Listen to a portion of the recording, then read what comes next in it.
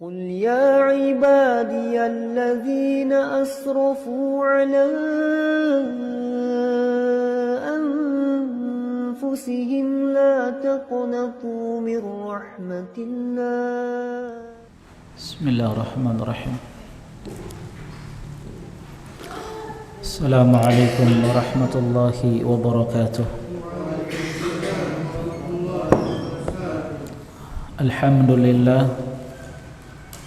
الحمد لله الكريم المنان ذي الفضل والإحسان الذي هدانا للإيمان، والصلاة والسلام على نبينا محمد النبي العدنان وعلى آله وصحبه ومن تبعهم بإحسان إلى يوم الدين. يا أيها الذين آمنوا اتقوا الله حق تقاته ولا تموتن إلا وأنتم مسلمون. أما بعد، فإن أصدق الحديث كتاب الله، وخير الهدي هدي محمد صلى الله عليه وسلم، وشر الأمور محدثاتها، فإن كل محدثة بدعة، وكل بدعة ضلالة، وكل ضلالة في النار. Jemaah sekalian, teman-teman ikhwani wa akhwati fillah, hafizani wa hafizakumullah.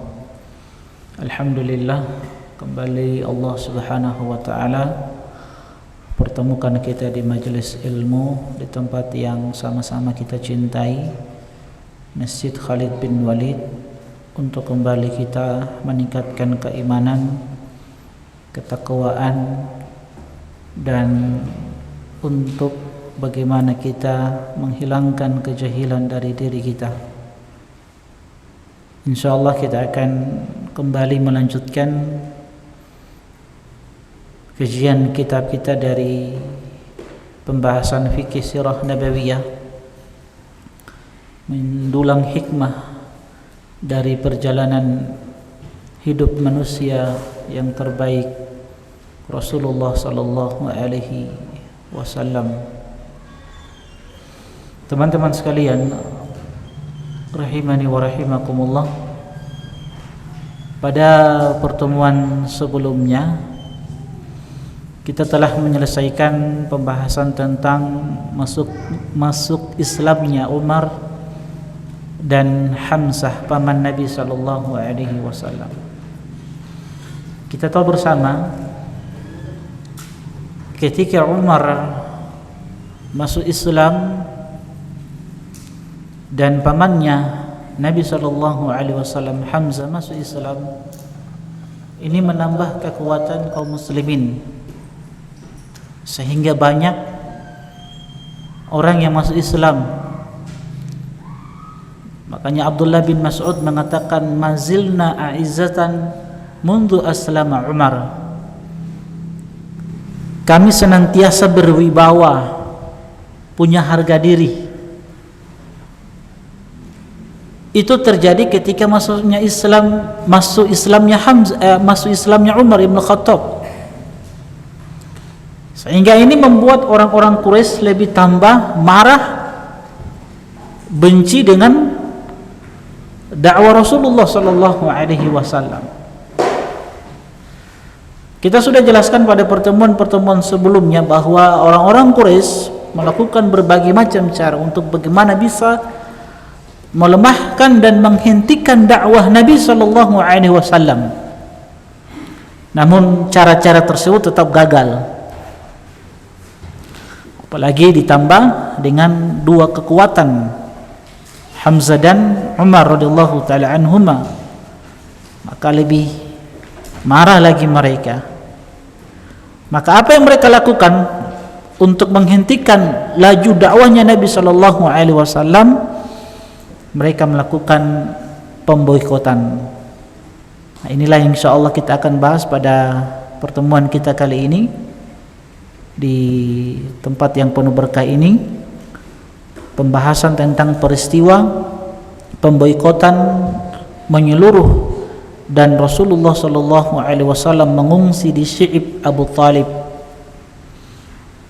Teman-teman sekalian, hafizani wa hafizakumullah, Ini salah satu metode cara yang ditempuh oleh orang-orang Quraisy. Karena kita tahu bersama, orang-orang Quraisy itu memberikan tawaran kepada Bani Hashim, serahkan Muhammad atau kalian kami akan embargo, kami akan isolasi kalian. Ya. Maka tetap Bani Hashim tidak mau menyerahkan Muhammad sallallahu alaihi wasallam kepada mereka, orang-orang Quraisy. Maka inilah yang dilakukan, yaitu pemboikotan. Dan semua Bani Hashim, keluarga Nabi sallallahu alaihi wasallam itu diboikot. Mau yang beriman kepada Nabi atau yang masih musyrik ketika itu, semuanya diboikot. Ya. Semuanya diboikot, mau yang muslim yang sudah beriman kepada Nabi sallallahu alaihi wasallam dari Bani Hashim dan masih kafir ketika itu, semuanya diboikot oleh orang-orang Quraisy. Tetap mereka membela Nabi sallallahu alaihi wasallam, dan kita sudah jelaskan, tidak lain Bani Hashim membela Nabi sallallahu alaihi wasallam itu karena hamiyah, karena fanatisme kesukuan, kekeluargaan. Makanya mereka tetap membela Nabi sallallahu alaihi wasallam. Kecuali satu orang dari Bani Hashim, keluarga Nabi, yang tidak bergabung membela Rasulullah sallallahu alaihi wasallam. Siapa? Abu Lahab. Dari paman Nabi sallallahu alaihi wasallam, Abu Lahab yang tetap ya bergabung dengan orang-orang Quraisy untuk membunuh Rasulullah sallallahu alaihi wasallam. Kita tahu kan paman-paman Nabi sallallahu alaihi wasallam ada berapa jumlahnya? Ada 4. 2 beriman, 2 kafir. Siapa 2 yang beriman? Hamzah, kemudian beriman. Hah? Kan ada 4 paman Nabi, kita sudah bahas. 2 beriman, 2 kufur. 2 yang beriman siapa? Hamzah dan Abbas. Hamzah meninggal pada perang Uhud. Abbas radhiyallahu taala anhu ini diberikan umur yang panjang. Jadi setelah Nabi wafat, beliau masih diberikan umur oleh Allah Subhanahu wa taala. Nah, 2 yang kufur kepada Allah Subhanahu wa taala, satu Abu Lahab dan yang kedua Abu Talib.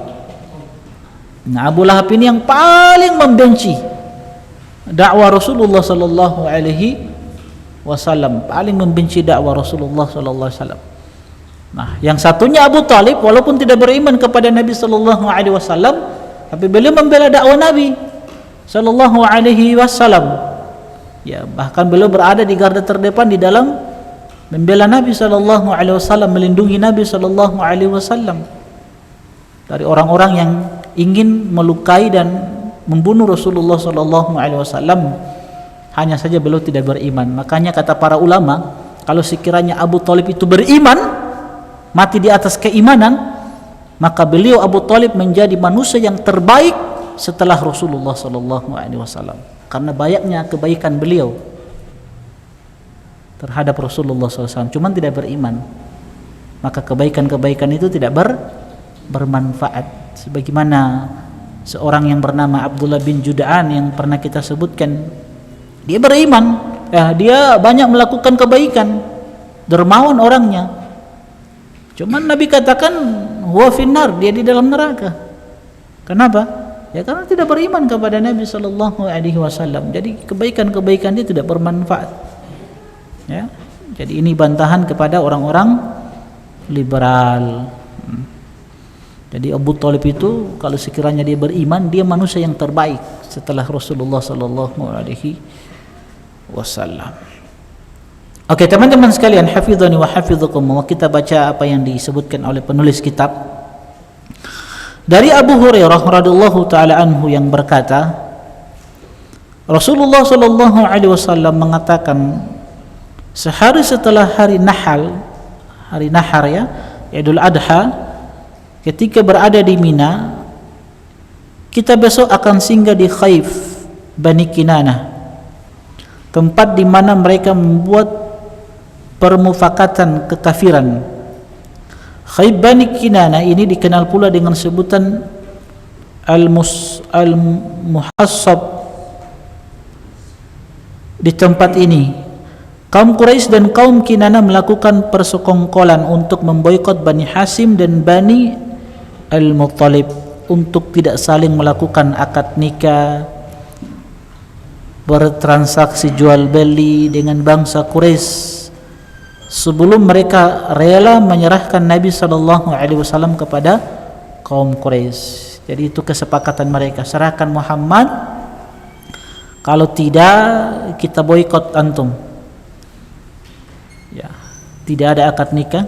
Jadi dari Bani Quraisy, dari Quraisy, dari suku selain Bani Hasim tidak boleh menikahi perempuan-perempuan dari Bani Hasim. Tidak boleh melakukan transaksi jual beli, ya. Tidak boleh la yukallimu ahaduhum, tidak boleh salah seorang dari kita bergaul, ya, ngobrol, cerita dengan kalian. Pokoknya diboikot habis-habisan ini, ya. Jadi serahkan Muhammad atau kalian kami boikot. Di dalam hadis tersebut menunjukkan riwayat asli dari kisah ini, sementara riwayat-riwayat yang disebutkan di dalam kitab-kitab sirah merupakan syarah penjelasan atas sabda Nabi SAW di atas bahwa kaum Quraisy dan Kinana telah melakukan permufakatan kekafiran. Artinya bahwa ketika kaum Quraisy mengetahui pengaruh yang besar bagi masuknya Islamnya Hamzah dan Umar radhiyallahu taala anhu sehingga Islam menyebar ke kabilah-kabilah di Mekah, ya, serta kesepakatan Bani Muttalib dan Bani Hasim, keluarga besar Rasulullah SAW, baik mereka yang sudah masuk Islam atas dasar keimanannya maupun yang masih kafir atas dasar fanatisme keluarga, ya. Jadi semua keluarga Nabi SAW, keluarga besarnya itu bergabung dengan Rasulullah SAW dan mereka tidak mau menyerahkan Muhammad SAW, yang sudah Islam ataupun yang masih kafir ketika itu, tetap mereka tidak mau menyerahkan Nabi SAW. Yang Islam membela Nabi dasarnya apa? Keimanan. Yang masih musyrik membela Nabi karena hamiyah, karena fanatisme, kesukuan, kekeluargaan. Ya, bagaimanapun ini orang keluarga ini, ya, tetap orang harus bela. Ini keluarga kita ini. Kecuali tadi Abu Lahab.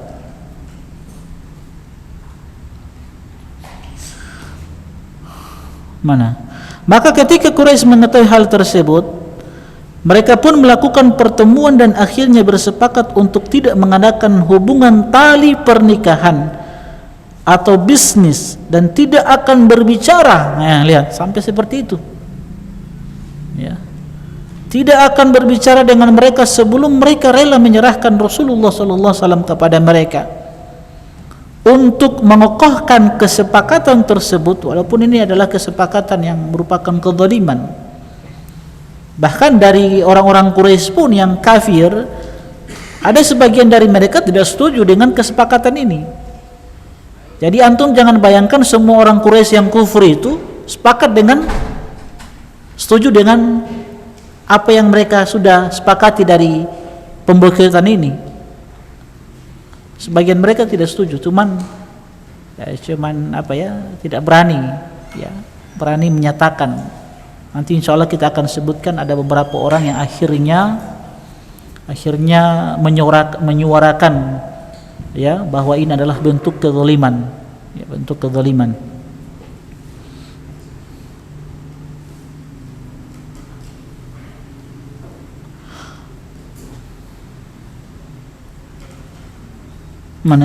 Untuk mengokohkan kesepakatan tersebut, maka poin-poinnya mereka tulis dalam satu lembar atau papan, lalu mereka gantungkan di tembok Ka'bah.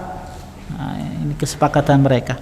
Ibnu Ishaq mengatakan, maka Bani Hasim dan Bani Al-Muttalib ikut bergabung seluruhnya dengan Abu Talib kecuali Abu Lahab, karena ia bergabung dengan orang-orang Quraisy. Permulaan pemboikotan ini terjadi pada hari pertama bulan Muharram tahun ke-7 kenabian, walaupun ada pendapat lain Tapi itu bukan sesuatu yang perlu kita debatkan. Yang jelas ada pendapat lain. Di hari pertama di bulan Muharram tahun ke-7 kenabian. Begitu keras embargo yang dilakukan orang Quraisy sehingga terputus pasokan logistik. Mereka tidak membiarkan ada pasokan apapun yang datang kepada keluarga Nabi di Syi'ib Abu Talib ini. Dan Syi'ib sudah kita sebutkan. Syi'ib itu antara dua gunung. Ya, dia tidak terlalu besar ya. Jalan di antara dua gunung tidak terlalu besar. Maka di situ ada spotnya siapa? Abu Talib. Nah, di situ keluarga Nabi sallallahu alaihi wasallam, keluarga besar Nabi sallallahu alaihi wasallam, mereka mengungsi di situ, diboikot di situ, diisolasi di situ selama kurang lebih 3 tahun mereka diisolasi. Terputus makanan, ya minuman, ya tidak diajak bicara, ya. Kemudian di tempat yang antum tahu Arab itu kan, Mekah itu kan tanah kering kerontang. Tidak seperti tanah di negeri kita ini, Masya Allah, yang subur luar biasa. Jadi apa yang bisa diharapkan? Sudah di tanah kering kerontang, tidak ada makanan, minuman, sampai terdengar dari wanita-wanita, anak-anak kecil menangis karena kelaparan, kehausan. Ya luar biasa. Itu selama berapa? Selama 3 tahun lamanya, Masya Allah, diisolasi. Tapi Nabi SAW tetap bersabar. Walaupun demikian, walaupun diisolasi seperti ini, Nabi tetap keluar berdakwah. Di musim haji Nabi berdakwah, Nabi sampaikan kebenaran. Kalau Masya Allah ya, begitu keras embargo yang dilakukan orang-orang Quraisy sehingga terputus pasokan logistik. Mereka tidak membiarkan ada pasokan apapun yang datang kepada keluarga Nabi di Syi'ib Abu Talib ini. Ibnu Qayyim rahimahullahu ta'ala mengatakan, begitulah Nabi bersama keluarganya terkucilkan dan terisolasi.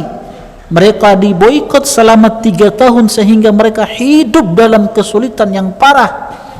Karena semua pasokan kebutuhan hidup mereka dilarang masuk.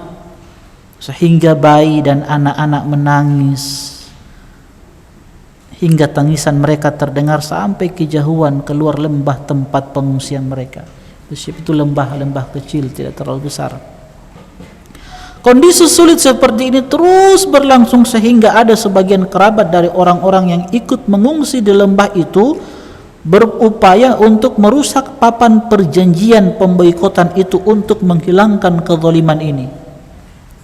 Tokoh-tokoh terkemuka mereka itu diantaranya adalah Hisham bin Amr bin Al-Haris, ya, Hisham bin Amr bin Al-Haris, Mut'im bin Adi, Zuhair bin Umayyah. Zuhair ini orang pertama sebenarnya yang tidak setuju. Didatangi oleh siapa? Oleh Hisham bin Amr bin Al-Haris. Dia katakan kepada Zuhair bin Umayyah bahwa ini adalah kezaliman yang harus kita hilangkan ini. Tidak boleh, ini kezaliman luar biasa ini. Cuman Zuhair bilang, anak sebenarnya tidak setuju, cuman anak seorang diri, anak tidak punya kekuatan. Maka Hisham mengatakan, kalau begitu sudah 2 orang.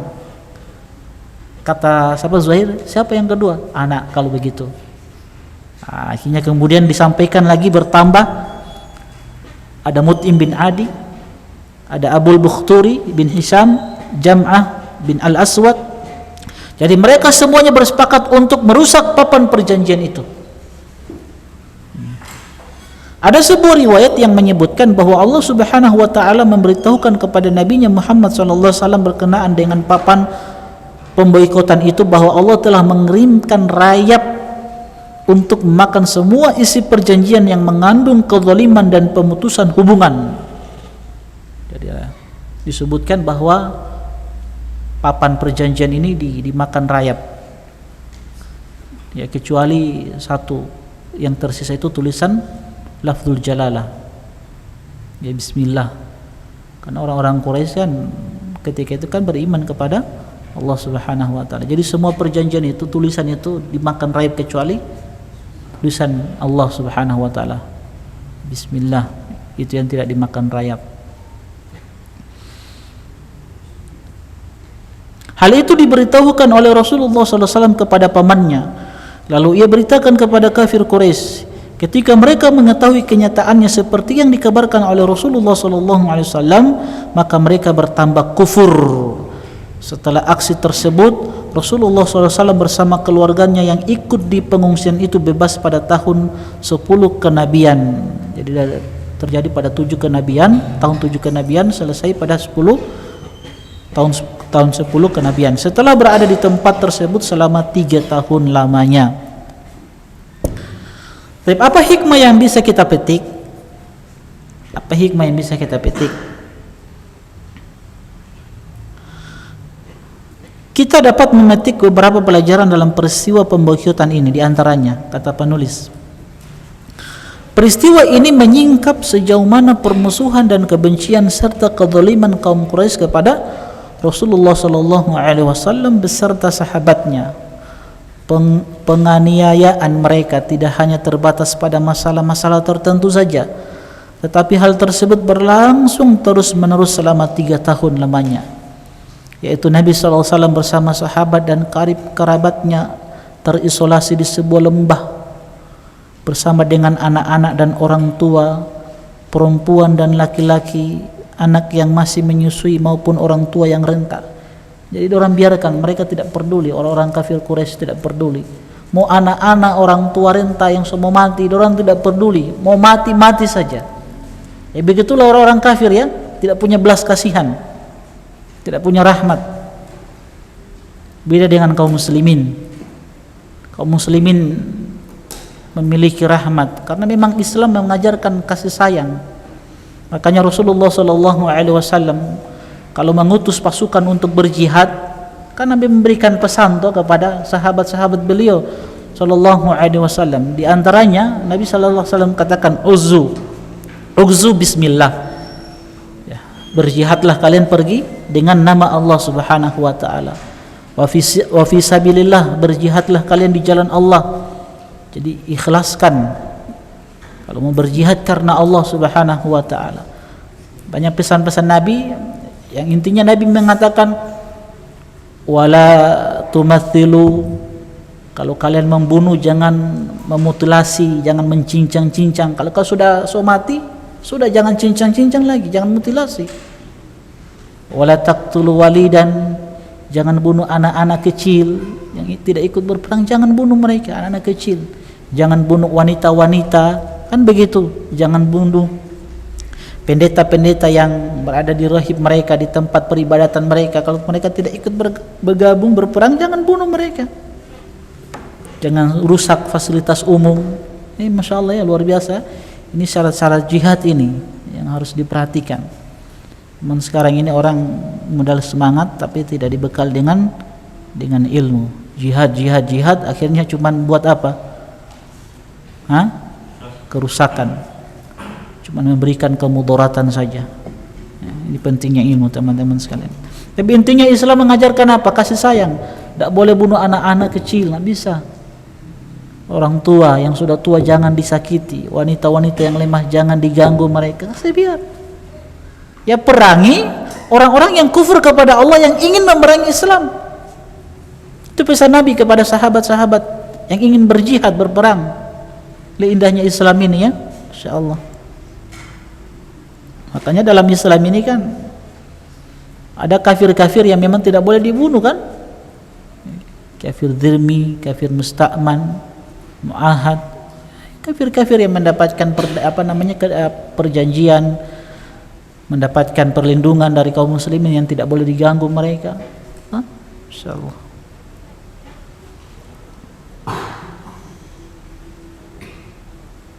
Semuanya ikut mengungsi dan terisolasi di lembah Syi'ib Abu Talib, dan pasokan logistik, makanan dan minuman dilarang masuk ke sana. Sungguh ini sebuah kezaliman yang sangat keji. Ya, kezaliman yang sangat keji. Tidak pusing anak-anak, kasihan orang-orang tua renta. Dan itu terbukti sekarang ini. Lihat, saudara-saudara kita kaum muslimin di Palestina, ya, kaum Zionis, qatalahumullah. Lihat bagaimana anak-anak kecil mereka bantai, orang-orang tua yang sudah tidak punya kekuatan, wanita-wanita yang lemah dibunuh sama mereka, tidak punya belas kasihan. Lihat bagaimana ya, terbukti sudah ada pendahulu mereka ini. Jadi tidak perlu heran apa yang dilakukan oleh orang-orang kafir terhadap kaum muslimin saat ini. Ya, tidak punya belas kasihan terhadap anak-anak kecil. Waliyadzubillah. Kedua, Islam agama yang mereka perlakukan secara keji dan kasar ini adalah agama yang mengajarkan kasih sayang dan kelembutan bersama orang yang berbeda pandangan, bahkan bersama sebagian kelompok orang yang memeranginya sekalipun. Jadi Islam agama yang mengajarkan kasih sayang, kelembutan. Tadi yang kita sebutkan, dalam berjihad saja kita dilarang untuk membunuh anak-anak kecil, wanita-wanita lemah. Antum tahu kisah siapa? Khubayb bin Adi Al-Ansari radhiyallahu taala anhu. Ketika beliau menjadi tawanan, Khubayb bin Adi ini salah satu intelijen Nabi sallallahu alaihi wasallam yang diutus untuk mencari informasi dari orang-orang Quraisy setelah pasca perang Badar. Cuman qadarullah beliau tertangkap. Nah, Khubayb bin Adi Al-Ansari radhiyallahu taala anhu ini menjadi tawanan orang-orang Quraisy. Nah, ketika beliau menjadi tawanan, beliau dipenjara, beliau itu meminta pisau untuk sebuah keperluan, ya dikasih pisau. Nah, tiba-tiba orang yang menawan siapa? Khubayb bin Adi ini, anaknya itu tiba-tiba keluar bermain-main, akhirnya datang ke Khubayb bin Adi saat itu, anak kecilnya. Akhirnya orang tuanya, ibunya lihat, anak saya ini sudah bersama Khubayb. Kebetulan Khubayb saat itu pegang pisau, jadi ibunya ketakutan, tawanan kan, oh anak saya dibunuh ini sama ini Khubayb ini. Khubayb ketika melihat pandangan ibunya ini, kondisi ibunya yang sudah ketakutan melihat anaknya bersama Khubayb dalam keadaan takut, Khubayb cuma mengatakan begini, apakah antum mengira saya akan membunuh dan melukai anak ini? Beliau katakan tidak, saya tidak akan melukai anak ini. Maka dikembalikan anak tersebut.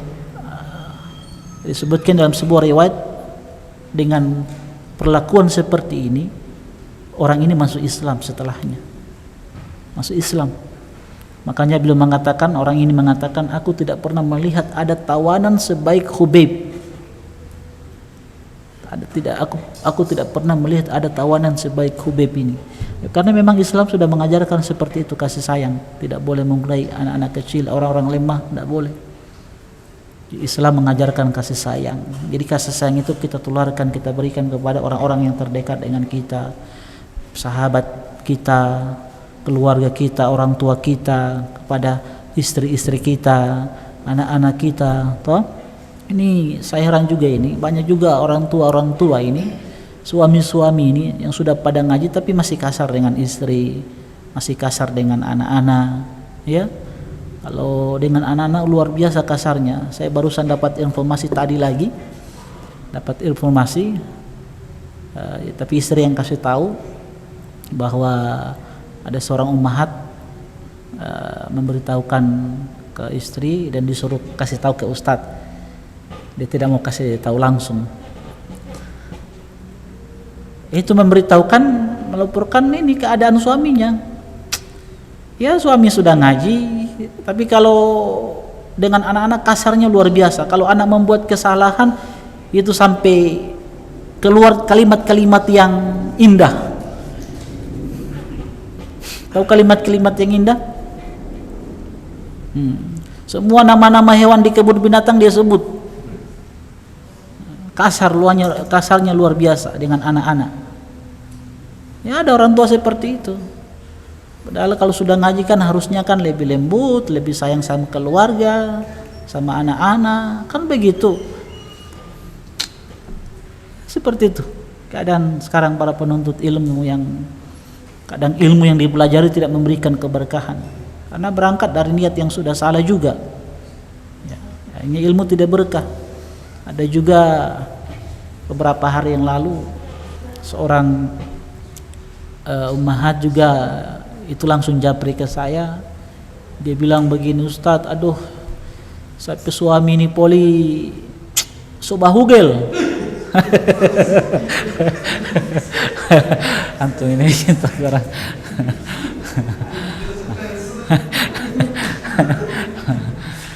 Aduh, bahugel jalan dengan seorang ahwan, baru mengakunya dia belum berkeluarga. Ini suami saya ini mengakunya belum berkeluarga, berbohong. Iya.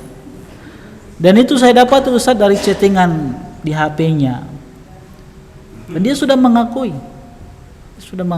Saya dapati dari chattingan HP-nya. Nah, ini hati-hati ini.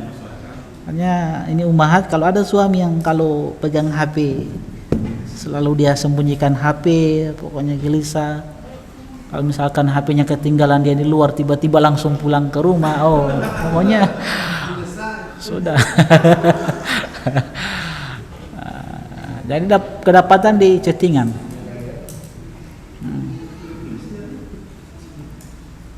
Kedapatan di chattingan. Nah, seperti itu. Jadi dia katakan begini, Ustaz, apa yang saya harus lakukan? Saya sudah berusaha untuk mengingatkan.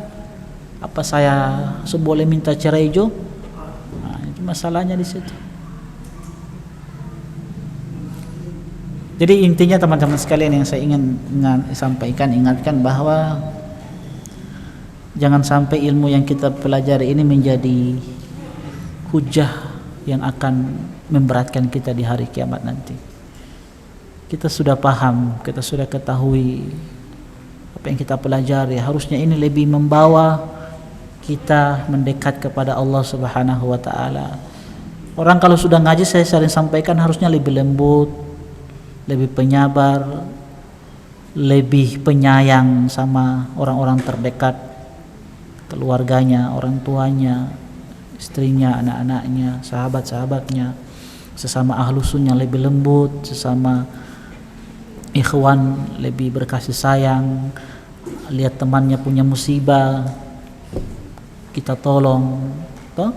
Kita kumpulkan donasi, sama-sama bantu dia, kan begitu. Ya, seperti itulah.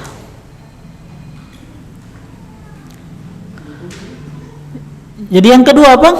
Islam, agama yang mereka perlakukan secara keji dan kasar ini adalah agama yang mengajarkan kasih sayang dan kelembutan bersama orang yang berbeda pandangan. Bahkan bersama sebagian kelompok orang yang memeranginya sekalipun. Diriwayatkan dari Nafi' dari Ibnu Umar radhiyallahu taala anhu yang memberitakan bahwa ada seorang wanita yang mati terbunuh dalam sebuah pertempuran yang dilakukan Rasulullah sallallahu alaihi wasallam. Maka beliau mengecam kejadian tersebut. Lihat, Nabi marah, lalu melarang kaum muslimin membunuh wanita dan anak-anak. Pesan Nabi. Agama Islam juga melarang membunuh orang tua dan rahib yang berada dalam tempat peribadatannya, tidak boleh diganggu. Adapun terhadap orang-orang yang menjadi musuh agama Islam, maka Allah Subhanahu wa taala telah memberikan isyarat tentang mereka dalam firman-Nya, kaifa wa yadhharu 'alaikum la yarqubu fikum illa wala dhimmah yurdunakum bi afwahihim wa ta'ba qulubuhum wa aktsaruhum fasikun. Bagaimana bisa, kata Allah, ada perjanjian dari sisi Allah dan Rasulnya dengan orang-orang musyrikin, padahal jika mereka memperoleh kemenangan terhadap kalian, mereka tidak memelihara hubungan kekerabatan terhadap kalian dan tidak pula mengindahkan perjanjian. Karena memang orang-orang kafir, ya, mereka selalu berkhianat. Makanya salah satu pesan Nabi di dalam jihad itu jangan berkhianat. Tidak boleh berkhianat di dalam jihad, itu tidak boleh berkhianat. Ketika terjadi apa? Gencatan senjata atau tidak ada perang. Jadi kita harus komitmen dengan perjanjian ini, tidak boleh berkhianat. Kalau sudah disepakati gencatan senjata, tidak ada perang, ya sudah. Nah, orang-orang kafir tidak, kadang dikhianati.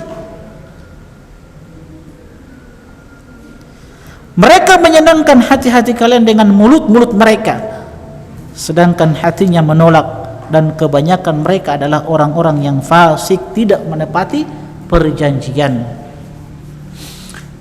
Yang ketiga, nampak dari berbagai peristiwa yang dilalui Rasulullah SAW bersama keluarga dan sahabat-sahabatnya bahwa segala kesulitan dan tekanan dalam memperjuangkan agama Allah merupakan bagian dari keteladanan yang diajarkan oleh beliau kepada umatnya. Ya. Sekali lagi, nampak dari berbagai peristiwa yang dilalui Rasulullah SAW bersama keluarganya dan sahabat-sahabat beliau bahwa segala kesulitan, lihat, dan tekanan dalam memperjuangkan agama Allah merupakan bagian dari keteladanan yang diajarkan oleh beliau kepada umatnya.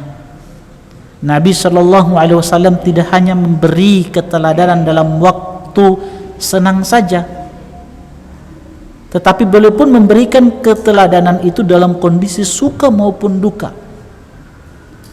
Jadi dalam keadaan senang Nabi berikan panutan, begini sikap seorang muslim dalam keadaan senang.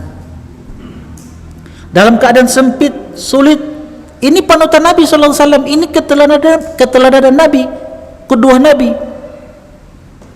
agar kita mampu meneladani beliau pada saat menghadapi kesulitan.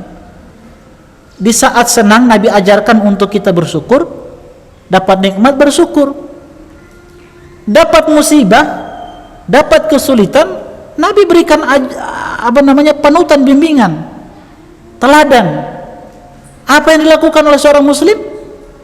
Bersabar. Lihat Nabi selama 3 tahun diisolasi di Syi'ib Abu Talib, Nabi itu bersabar. Bersabar Nabi SAW. Itu sikap seorang muslim ketika senang, dapat musibah. Makanya teman-teman sekalian, hafizani wa hafizakumullah, Abdullah bin Mas'ud atau salah seorang dari sahabat-sahabat Nabi SAW, ya, Abdullah bin Mas'ud pernah mengatakan, wala ubali, aku itu tidak peduli dengan apa Allah Subhanahu wa ta'ala menguji diriku, mau dengan kemiskinan, mau dengan kekayaan, aku tidak peduli dengan apapun Allah menguji diriku. Kalau Allah uji aku dengan kemiskinan, dengan kekayaan, ya, maka aku pun akan menjadikan kekayaan itu sebagai wasilah untuk mendapatkan ridha Allah Subhanahu wa ta'ala.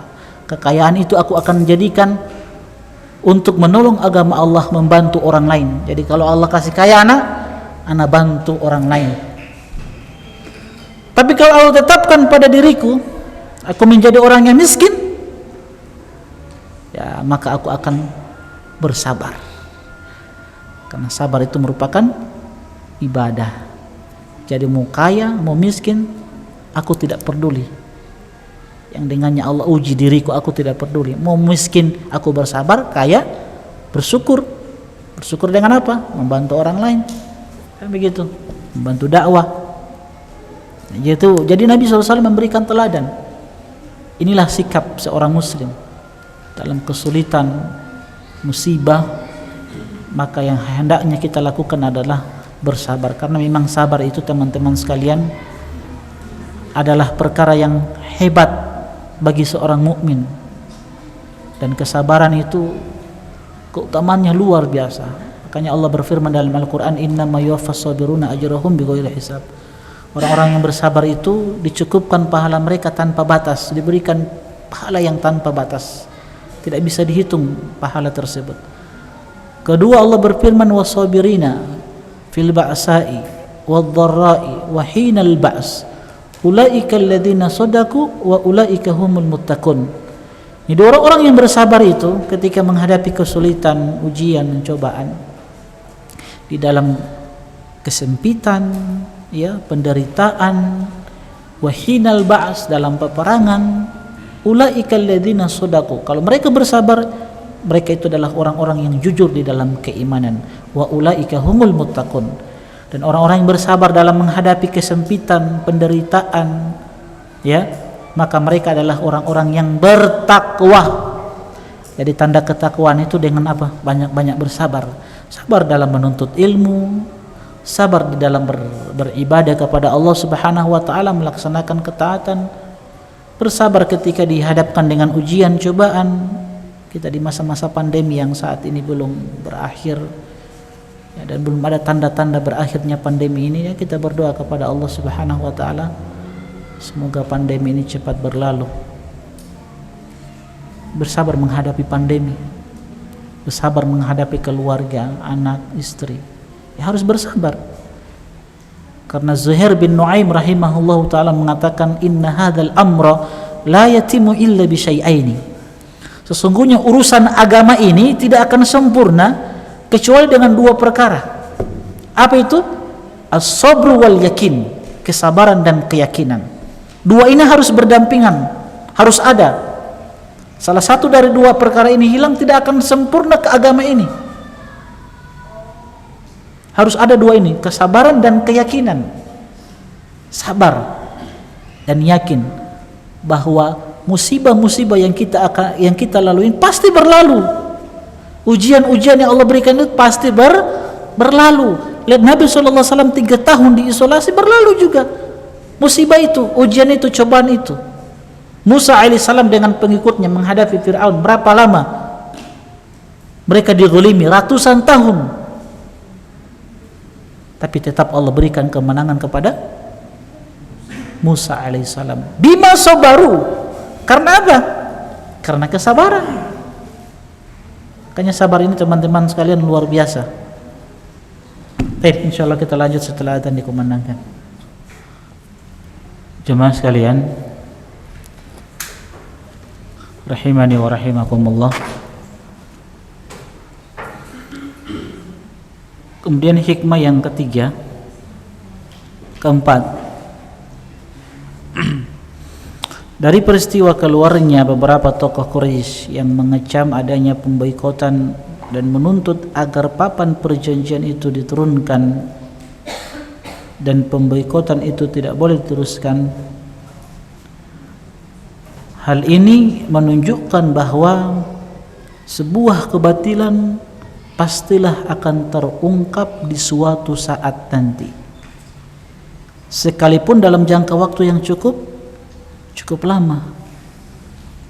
Jadi yang namanya kebatilan itu pasti akan terungkap, walaupun dalam waktu yang sangat lama. Cuma yang dituntut dari kita apa? Bersabar. Jadi yang dituntut dari seorang muslim itu bersabar. Sekali lagi, sabar. Sabar ini sumber pahala yang besar, sumber kekuatan. Kesabaran ini sumber pertolongan. Bersabar, satu saat nanti pasti dan pasti akan terungkap yang namanya kebatilan. Kita akan diberikan kemenangan. Wa in tasbiru wa tattaqu la yadurrukum kaiduhum syai'a. Kalau kalian bersabar, meningkatkan keimanan, ketakwaan, maka tidak akan membahayakan kalian makar dari musuh-musuh Islam. Tidak akan membahayakan kalian makarnya, tipu muslihatnya orang-orang yang benci terhadap sunnah-sunnah Nabi SAW. Jadi jangan khawatir. Yang penting banyak-banyak bersabar, terus meningkatkan keimanan dan ketakwaan kepada Allah Subhanahu wa taala. Bersabar di dalam beribadah, menuntut ilmu, istiqomah. Karena ketika seorang bisa bersabar, istiqomah sampai kematian menjemput dia, maka inilah anugerah yang terbesar yang Allah Subhanahu wa taala berikan kepadanya. Sering ana sampaikan, selama ruh ini masih dikandung badan, jangan pernah merasa aman. Jangan pernah merasa aman bahwa sudah, yang penting sudah hidayah. Jangan pernah merasa aman selama ruh ini masih dikandung badan. Sebab kita punya musuh yang nyata, jelas-jelas nyata musuh ini, yang selalu mengintai kita. Setiap waktu dia mengintai untuk menjerumuskan kita ke dalam kebinasaan. Siapa musuh yang paling nyata yang di hadapan kita? Iblis, bala tentara dan bala tentaranya. ditambah lagi dengan hawa nafsu. Itu musuh yang nyata. Jadi jangan pernah merasa aman selama ruh ini masih di kandung badan. Kalau ruh ini sudah berlepas dari jasad dan di akhir kalimat kita sudah ucapkan kalimat tauhid, baru antum aman. Baru itu aman. Ketika di akhir kehidupan antum bisa mengucapkan kalimat tauhid la ilaha illallah, baru aman. Antum tidak diganggu lagi sama iblis. Antum sudah aman. Karena kehidupan di akhirat, kehidupan seorang hamba di akhirat, bahagia atau sengsara itu tergantung dari akhir kehidupan dia. Dengan apa akhir kehidupan dia ditutup?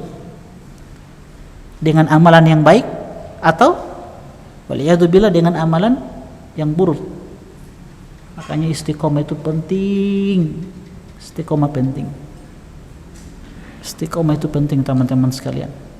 Orang-orang terdahulu itu gelisah, sedih mereka, setiap malamnya mereka menangis. Apa kegelisahan orang-orang soleh?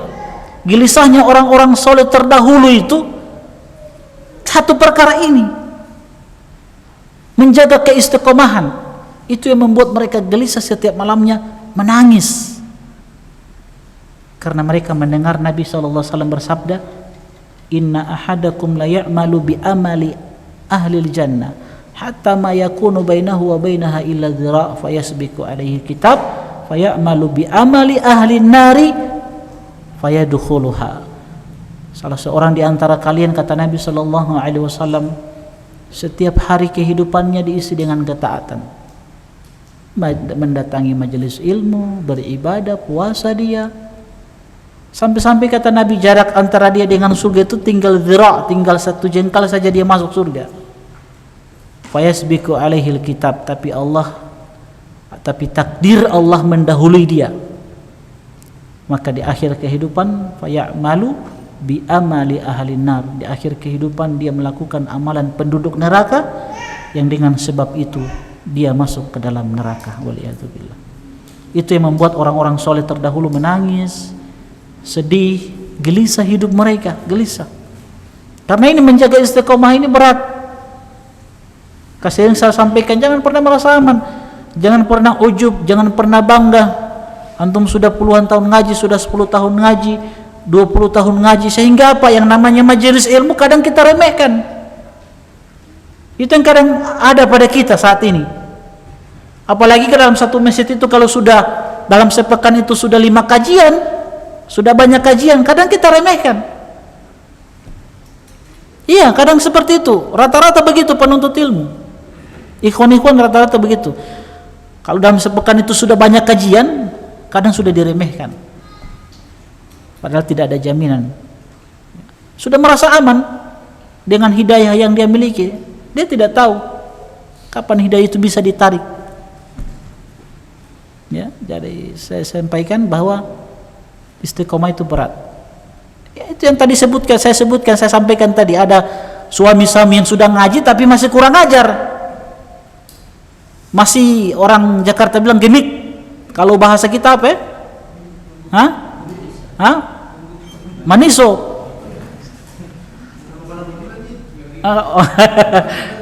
Kalau bahasa kita apa ya?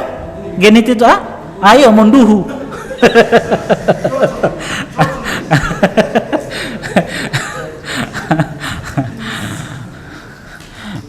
Iya, seperti itu. Bahkan dia mengaku belum berkeluarga, ini sudah punya istri. Ini terjadi.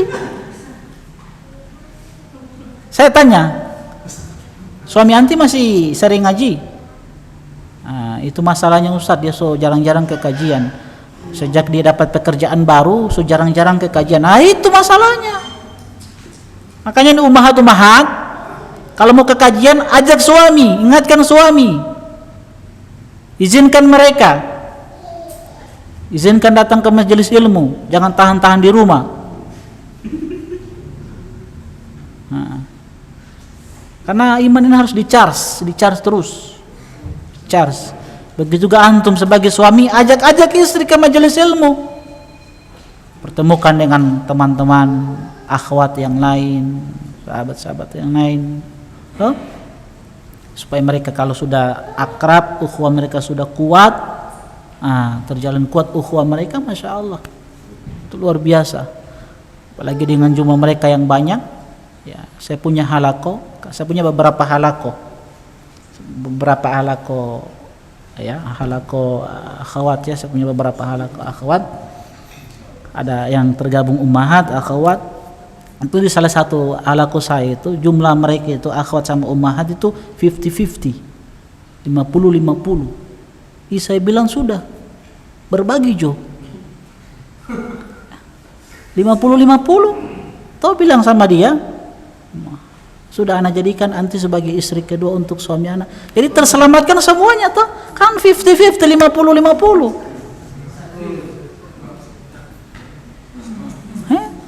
Toh?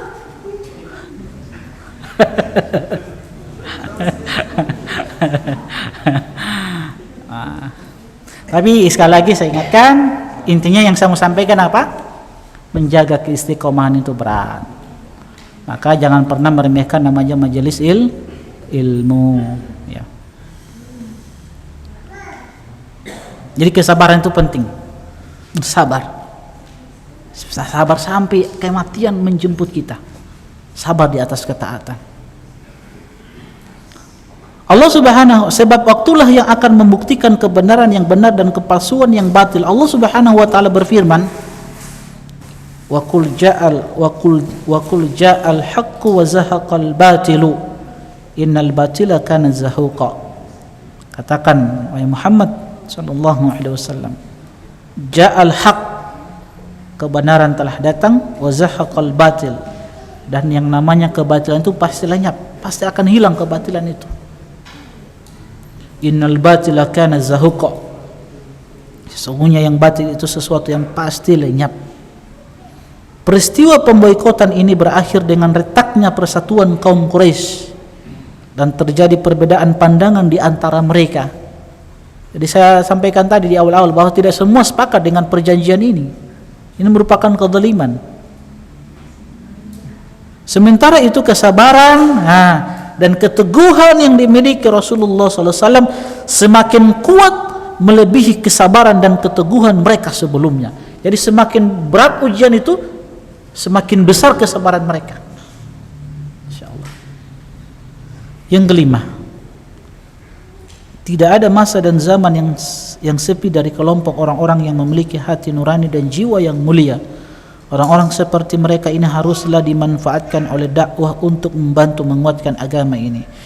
Pada peristiwa ini kan tadi saya sampaikan bahwa tidak semua orang-orang Quraisy yang kafir itu setuju dengan perjanjian ini kan. Mereka masih punya hati nurani juga.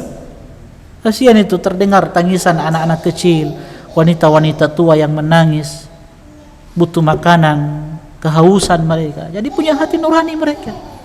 Makanya perjanjian ini mereka batalkan. Tidak boleh, ini kezaliman. Nah, orang-orang seperti ini dimanfaatkan untuk membela agama. Karena Allah memang terkadang memberi dukungan agama ini melalui tangan orang pendurhaka. Jadi kadang agama ini ditolong oleh orang-orang yang fajir. Itu ya. Sebagaimana kata Nabi SAW dari hadis Abu Hurairah radhiyallahu taala anhu, Nabi kita SAW bersabda apa? Innallaha la yu'ayyidu hadzal dina birajulil fajir. Kadang Allah Subhanahu wa taala menolong agama ini, mendukung agama ini dengan orang yang pendurhaka. Kadang ditolong dengan orang-orang seperti mereka agama ini. Ya, jadi ketika mereka memusuhi atau memfitnah agama ini, biarkan. Memusuhi sunnah-sunnah Nabi yang saya sering sampaikan, biarkan. Kadang Allah tolong agama ini dengan mereka, promosi. Ya. Yang keenam kita selesaikan dari peristiwa pemboikotan yang dilakukan orang-orang kafir kepada orang-orang Islam ini. Nampak jelas bagi kita salah satu dari bentuk peperangan yang dilancarkan oleh kaum Quraisy kepada Rasulullah sallallahu alaihi wasallam dalam bentuk perang ekonomi. Kaum kafir Mekah ketika ingin memerangi Rasulullah sallallahu alaihi wasallam, mereka tidak memerangi beliau dengan senjata, tetapi mereka menggunakan perang ekonomi dengan cara mengembargo Rasulullah sallallahu alaihi wasallam beserta keluarga dan sahabat-sahabatnya.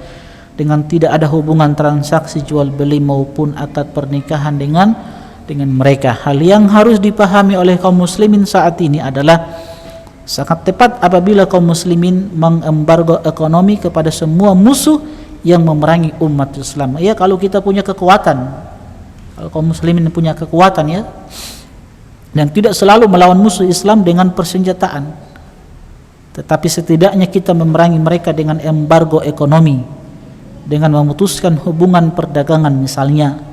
Hal ini disebabkan jika embargo ekonomi ini tidak kita jalankan terhadap mereka yang memusuhi Islam, maka berarti kita mendukung musuh secara finansial untuk memerangi kaum muslimin. Padahal tidak boleh seorang muslim membantu orang kafir dalam memerangi orang Islam, ya.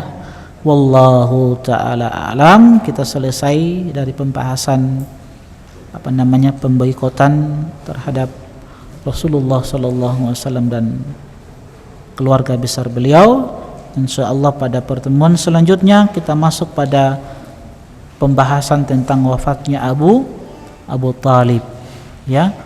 Sekali lagi, Abu Talib adalah paman Nabi sallallahu alaihi wasallam yang sangat sayang kepada Rasulullah sallallahu alaihi wasallam, rela membela, menolong dakwah Nabi sallallahu alaihi wasallam. Beliau Abu Talib tidak mau Nabi sallallahu alaihi wasallam tersakiti, tidak mau Nabi sallallahu alaihi wasallam itu dilukai, tidak mau Abu Talib, karena sayangnya Rasulullah karena sayangnya Abu Talib kepada Rasulullah sallallahu alaihi wasallam. Cuman sayangnya beliau mati di atas kekufuran. Di akhir kehidupan Nabi sudah berdakwah, Nabi tawarkan Islam kepada Abu Talib. Namun Allah berkehendak bahwa Abu Talib mati di atas kekafiran, ya, kecuali orang-orang Syiah. Orang-orang Syiah yang tetap berpendapat bahwa Abu Talib itu mati di atas keislaman, di atas keimanan, ya, kecuali orang-orang Syiah. Orang-orang Syiah tetap tidak mau kafirkan Abu Talib. Kenapa? Kenapa orang-orang Syiah tidak kafirkan Abu Talib? Mereka katakan Abu Talib mati di atas keislaman dengan riwayat-riwayat palsu mereka. Padahal banyak riwayat-riwayat yang sahih yang menjelaskan bahwa Abu Talib tidak beriman kepada Nabi sallallahu alaihi wasallam. Kenapa? Ya, karena ayahnya Ali bin Abi Talib. Ayahnya Ali kan sahabat Ali bin Abi Talib. Kan begitu. Nah, mereka ingin menjaga keluarga Ali ini, keluarga Nabi sallallahu alaihi wasallam. Padahal Allah berkehendak bahwa memang Abu Talib mati di atas kekufuran itu di akhir kehidupan, sampai turun ayat innaka latahdi man ahbabta walakinnallaha yahdi may yasha. Semuanya engkau tidak bisa memberikan hidayah, petunjuk kepada orang-orang yang kamu sayangi. Walakinnallaha yahdi may yasha, tapi Allah itu memberikan hidayah kepada orang-orang yang Allah kehendaki. Makanya teman-teman sekalian, kalau memang sudah kita dakwahi tidak menerima dakwah, ya sudah, banyak-banyak berdoa. Ya, mudah-mudahan Allah berikan hidayah kepada orang tersebut. Cuma itu yang bisa kita lakukan. Nabi sudah berusaha, tapi Allah berkehendak Abu Talib mati di atas kekafiran dengan kebaikan-kebaikan yang begitu banyak. Makanya tadi saya sampaikan apa kata para ulama, sekiranya Abu Talib itu mati di atas keislaman, keimanan, maka Abu Talib itu menjadi manusia yang terbaik setelah Rasulullah sallallahu alaihi wasallam. Cuman beliau mati di atas kekufuran. Tapi begitulah Allah berkehendak. Jadi sekali lagi hidayah iman yang Allah sudah berikan kepada kita, jaga itu. Jangan sampai dicabut oleh Allah Subhanahu wa ta'ala, karena Allah berbuat sesuai dengan kehendaknya. Allah itu menyikapi hamba-hambanya kan sesuai dengan sikap manusia, sikap hamba-hambanya. Sekali lagi, Allah itu bersikap kepada hamba-hambanya sesuai dengan sikap hamba-hamba Allah kepadanya. Jadi Allah itu membalas hamba-hambanya sesuai dengan sikap hamba-hambanya. Jadi kalau kita bersemangat untuk menjaga hidayah, bersemangat untuk mencari hidayah, Allah akan bukakan pintu-pintu hidayah. Walladzina jahadu fina lanahdiyannahum subulana. Tentang 3 orang yang datang ke majelis Nabi kan, yang antum tahu bersama, hadis Al-Laythi. Satu orang lihat tempat yang kosong di majelis Nabi, dia duduk paling depan. Orang yang kedua dia malu-malu, akhirnya dia duduk paling belakang. Orang yang ketiga lihat majelis Nabi, dia berpaling, dia tinggalkan majelis Nabi. Setelah selesai dari ceramah Nabi, Nabi sampaikan, ala ukhbirukum, maukah aku kabarkan tentang 3 orang yang tadi. Adapun orang yang pertama, dia bersegera kepada Allah, Allah pun bersegera kepadanya. Adapun orang yang kedua, dia malu-malu, dia duduk paling belakang, bersandar di dinding lagi, main HP lagi. So datang terlambat, bersandar di dinding, main HP lagi. Malu-malu dia, Allah pun malu darinya. Adapun orang yang ketiga, dia berpaling dari majelis ilmu. Dia tahu ini ada pamflet, ada kajian di Masjid Khalid bin Walid. Oh, kajian Sirah Nabawiyah tahu, bu kajian tauhid, bu bahasa Arab, pengolah. Berpaling dia, Allah pun berpaling darinya. Lihat, kata para ulama, Allah membalas mereka 3 orang ini sesuai dengan sikap-sikap mereka. Al jaza'u min jinsil amal. Lahirlah kaidah ini. Balasan sesuai dengan jenis perbuatan. Jadi kalau kita bersemangat mencari hidayah, bersemangat menjaga hidayah, Allah akan pertahankan hidayah itu. Tetapi sebaliknya kalau kita remehkan hidayah itu, kita pandang enteng hidayah yang Allah berikan kepada kita itu, ya sudah, bisa jadi Allah tarik hidayah itu, waliyadzubillah. Dan itu terbukti dengan adanya suami-suami yang munduhu, ya, yang kurang ngajar yang tadi yang kita sebutkan. Kasar itu munduhu itu? Tidak ya? Tidak kasar itu toh?